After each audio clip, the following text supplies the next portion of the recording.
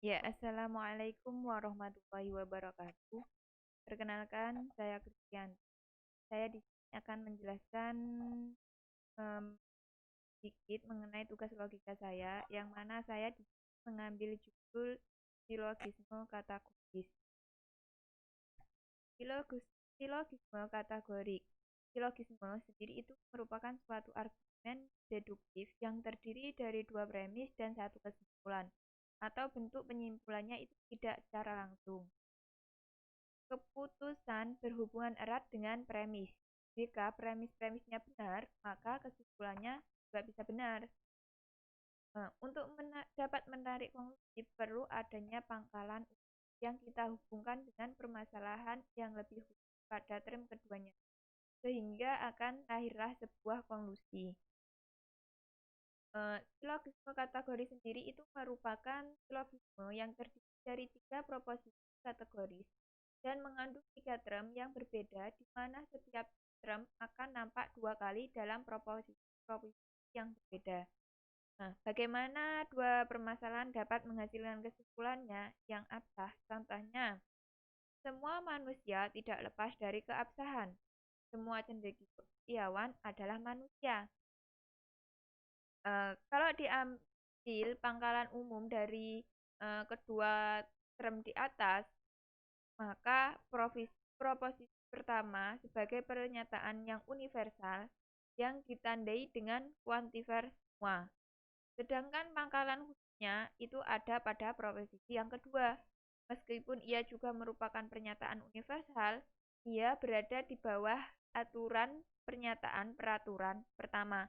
Sehingga kita dapat simpulkan bahwa semua cendekiawan itu tidak lepas dari yang namanya kesalahan. Nah, bila pangkalan khususnya proposisi singular, prosedur, prosedur penyimpulannya juga sama, harus singular juga. Contohnya seperti semua mahasiswa adalah terdidik. Hasan adalah mahasiswa. Jadi dapat disimpulkan bahwa Hasan adalah manusia yang terdidik. Di sini ada yang dinamakan juga sebagai premis. Premis itu merupakan proposisi yang menjadi pangkalan umum dan pangkalan khusus. Kalau konklusi itu proposisi yang dihasilkan dari sintesis kedua premisnya.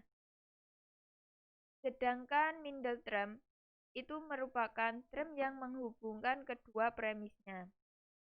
Contoh dari unsur silogisme, semua tanaman itu membutuhkan air. Itu di situ termasuk dalam premis mayor. Terus ada lagi akasia adalah tanaman. Di situ termasuk pada premis minor. Terus ada lagi akasia itu membutuhkan air. Itu masuk pada bagian konklusi. Terus ada lagi hukum-hukum silogisme dalam kategori. Yang pertama, apabila dalam satu premis partikuler, kesimpulannya harus partikuler juga. Contohnya, semua yang halal dimakan itu menyehatkan. Sebagian makanan tidak menyehatkan. Jadi, sebagian makanan tidak halal dimakan. Nah, dari contoh tersebut dapat diambil kesimpulan bahwa tidak boleh semua makanan tidak halal dimakan. Yang kedua, apabila salah satu premisnya negatif, kesimpulannya harus negatif pula. Untuk contohnya, itu nanti bisa dilihat dalam bukunya Undiri. Di situ ada banyak sekali contohnya. Yang ketiga, ada dari dua premis yang sama tidak sah untuk diambil kesimpulannya. Kemudian yang keempat, itu ada dari dua premis yang sama-sama negatif, tetapi tidak menghasilkan kesimpulan apa-apa, karena tidak ada mata rantai yang menghubungkan kedua proposisi premisnya. Kesimpulannya dapat diambil bila sedikitnya salah satu premisnya itu positif, dan kesimpulannya yang tidak ditarik dari dua premis negatif, maka hasilnya itu tidak sah.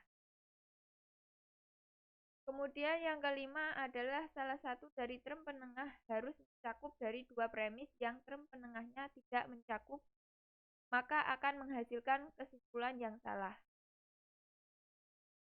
Yang keenam ada term predikat harus konsisten pada premisnya. Bila tidak, maka kesimpulannya tidak sah pula. Dan ada beberapa term lainnya. Kemudian ada dalam silogisme kategoris ada yang namanya absah dan benar. Nah, keabsahan dan kebenaran dalam silogisme itu merupakan suatu satuan yang tidak bisa dipisahkan untuk mendapatkan konklusi yang sah dan benar. Hanya konklusi dari premis yang benar dari prosedur yang sah, sebuah konklusi itu dapat diakui. Mengapa demikian? Karena dari premis yang salah dan prosedur yang valid itu dapat menghasilkan konklusi yang benar. Demikian juga apabila dari premis yang salah dan prosedur yang invalid, yang dihasilkan adalah konklusi yang benar. Variasi yang ada dalam keabsahan dan kebenaran. Salah satunya yaitu ada prosedur valid, premisnya salah, tetapi konklusinya benar. Terus ada lagi prosedur invalid, premisnya benar, tetapi konklusinya salah. Prosedur invalid, premis salah, konklusi benar. Prosedur valid, premis salah, dan konklusi salah. Itu tadi merupakan variasi yang ada dalam keabsahan dan kebenaran. Kemudian ada bentuk-bentuk silogisme.